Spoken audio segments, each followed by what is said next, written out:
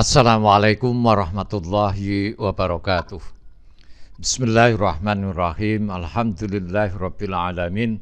Wassalatu wassalamu ala asyrafil anbiya wal mursalin sayyidina wa maulana Muhammad wa ala alihi wa ashabihi ajmain. Amma ba'du. Selamat bertemu kembali dengan saya Muhammad Ajib di channel Kampung Ilmu. Channelnya orang-orang yang tetap istiqomah mencari ilmu. Pada kesempatan ini saya akan meneruskan pelajaran ilmu nahwu yang ke-33 yang akan membahas halatun muta'alliqatun bil mubtada'. Hal-hal yang berhubungan dengan mubtada'. Pada dasarnya mubtada' harus terletak di permulaan jumlah. Tapi mubtada' boleh didahului oleh antara lain satu lam ibtida. Lam ibtida itu lam itu ya lam, ibtida itu yang ditambahkan di awal kalimat. Tujuannya macam-macam. Insyaallah kapan-kapan kita akan bahas apa itu lam ibtida. Tapi yang jelas lam ibtida itu lam yang ditambahkan di permulaan kalimat. Yang kedua hurufun nafi, huruf-huruf nafi. Huruf-huruf nafi, huruf-huruf yang mempunyai arti tidak.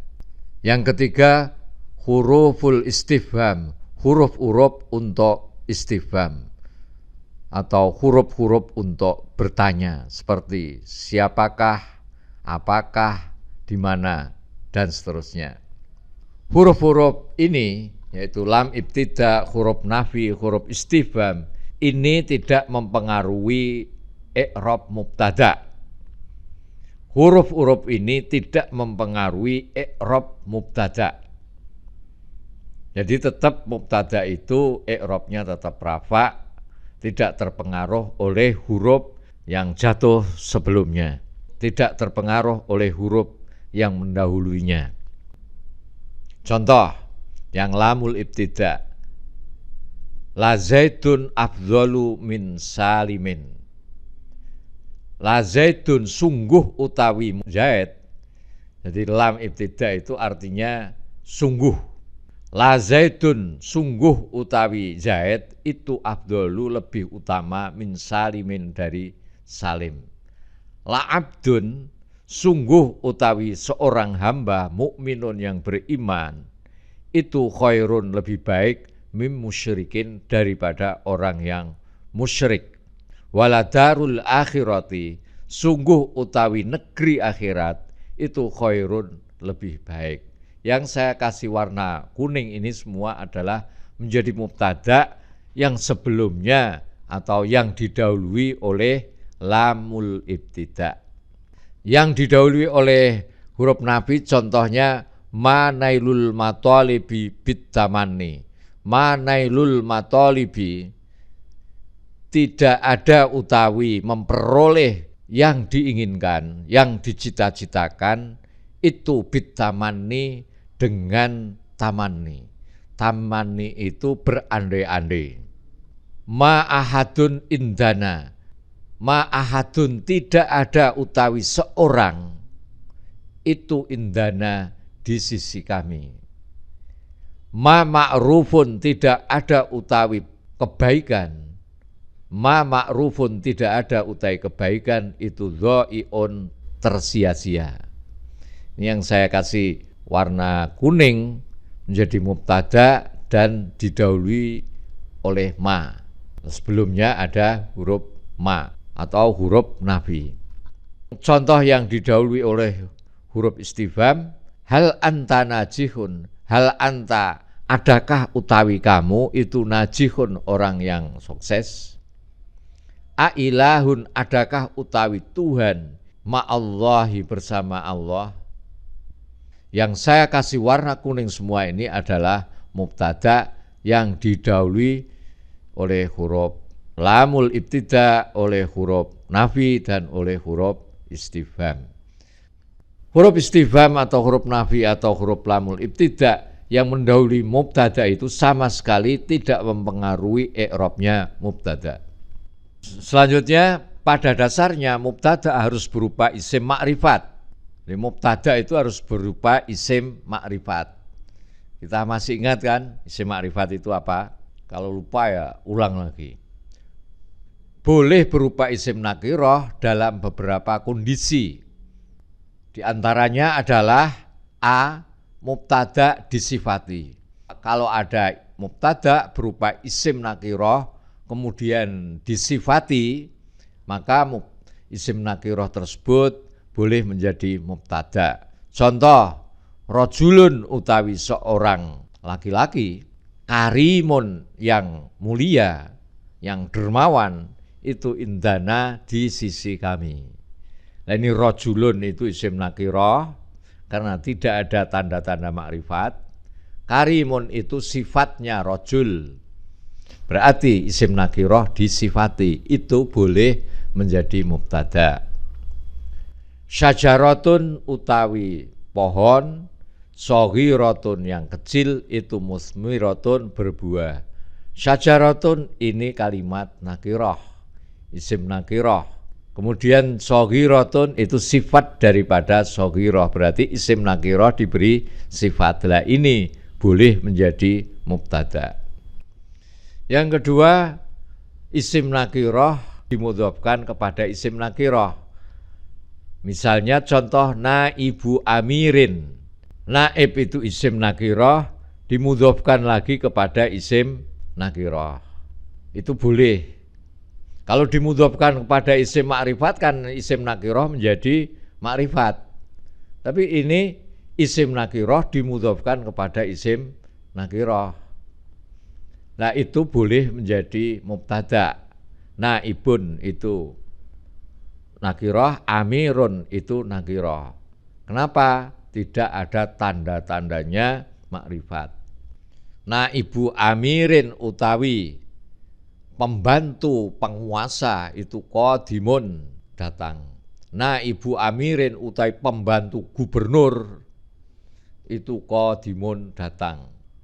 Thalibu ihsanin utawi pencari kebaikan itu waqifun berdiri.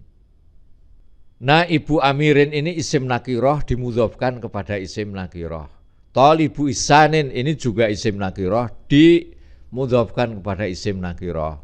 Nah ini boleh menjadi mubtada. Jadi isim nakirah yang dimudhofkan kepada isim nakirah itu boleh menjadi mubtada. Kalau kaidah pertama kan mubtada itu harus terdiri dari isim makrifat. Mubtada yang berupa isim nakirah juga boleh asal satu mubtada itu merupakan isim nakirah yang disifati, dan yang kedua mubtada itu berupa isim nakirah yang dimudhofkan kepada isim nakirah lainnya. Yang ketiga, didahului oleh huruf nafi. Jadi isim nakirah yang menjadi mubtada itu didahului oleh huruf nafi. Huruf nafi itu yang mempunyai arti tidak. Contoh, ma zalimun, tidak ada utawi seorang zalim itu najihun, sukses. Ma rajulun, tidak ada utawi seorang laki-laki itu fiddari di rumah. Berikutnya, mubtada boleh berupa isim nakirah asal didahului oleh huruf istifham. Contoh, hal rajulun fikum, hal rajulun adakah utawi seorang laki-laki itu fikum di tengah-tengah kamu semua.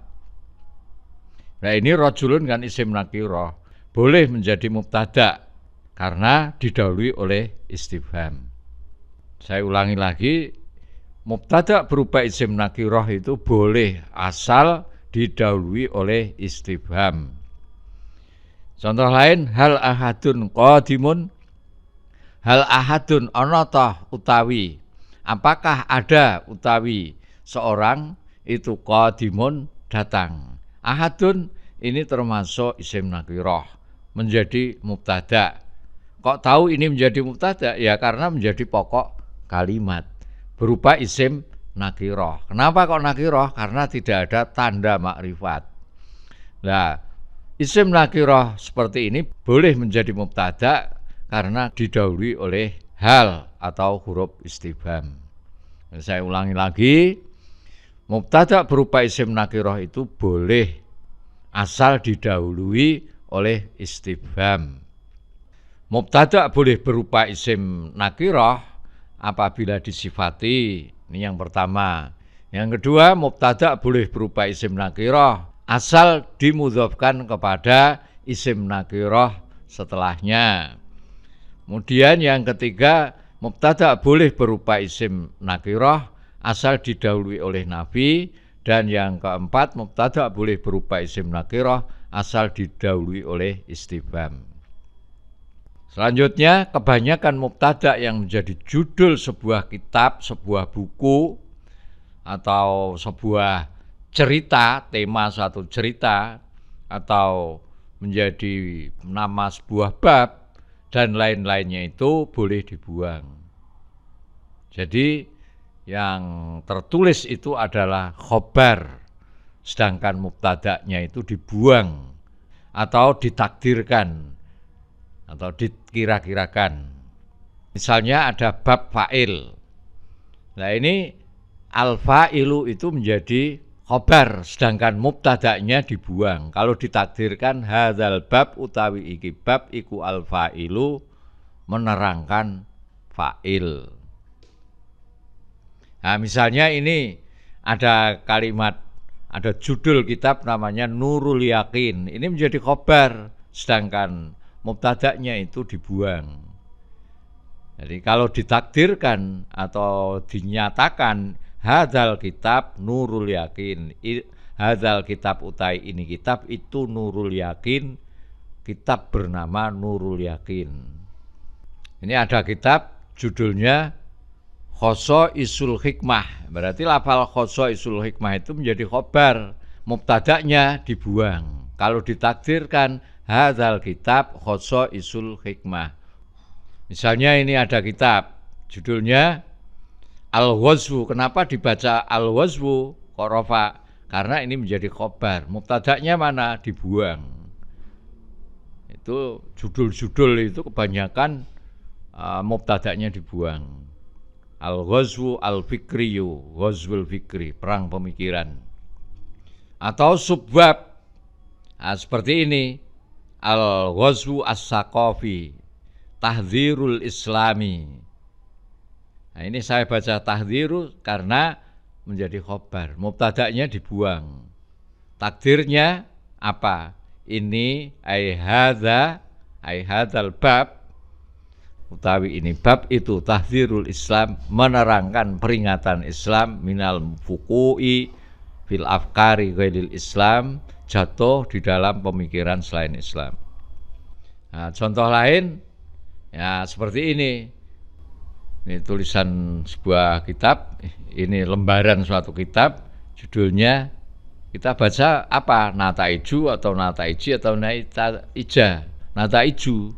Kenapa? Karena sebagai khobar. Mubtada'nya mana? Mubtada'nya dibuang. Kalau ditakdirkan atau dinyatakan, dikira-kirakan, maka bunyinya hadzal bab nataijud dakwah al-qaumiyah. Terkadang mubtada' juga dibuang jika sudah ada petunjuk atau qarinah. Kalau memang sudah ada qarinah di depannya adanya mubtada' yang berupa pertanyaan sebelumnya, maka mubtada' itu boleh dibuang. Terkadang mubtada' juga dibuang jika sudah ada petunjuk atau qarinah yang berupa pertanyaan sebelumnya. Seperti jawaban alal maktabi atas pertanyaan ainal kitabu. Ya, misalnya kamu ditanya ainal kitabu, di manakah kitab? Lalu kamu jawab alal maktabi, di atas meja. Nah, alal maktabi jawabanmu ini menjadi khobar yang mubtada'nya itu dibuang. Karena itu menjadi mubtada' yang mubtada'nya itu tadi sudah dikatakan oleh orang yang bertanya. Jadi kalau ditakdirkan itu ainal kitabu, di mana kitab? Al kitabu alal maktabi, kitab di atas meja tulis. Nah itu komplitnya. Tapi seandainya kamu jawab alal maktabi begitu saja, itu malah lebih baik karena lebih praktis. Contoh lain, Man abuka, siapakah bapakmu? Bapakmu bernama Abdussalam, kamu jawab Abdussalam. Nah, jawabanmu Abdussalam itu menjadi khobar, sedangkan mubtada'nya itu dibuang. Kalau disusun secara sempurna, tidak ada pembuangan, maka jawabannya mesti Abi Abdussalam. Bapakku adalah Abdussalam. Nah, kata Abi ini dibuang. Kenapa? Karena sudah ada petunjuk berupa pertanyaan sebelumnya. Contoh lain, aina umuka, di mana ibumu? Ini kata ibu sudah disebutkan. Ya, tidak perlu diulang, langsung dijawab bil bait, di rumah. Kalau jawaban komplitnya ya ummi fil baiti. Tapi biasanya orang sudah paham itu. Tanpa disebutkan ummi fil baiti, cukup fil baiti itu sudah paham orang. Kenapa? Karena sebelumnya ada qarinah atau petunjuk berupa pertanyaan sebelumnya. Assalamualaikum warahmatullahi wabarakatuh.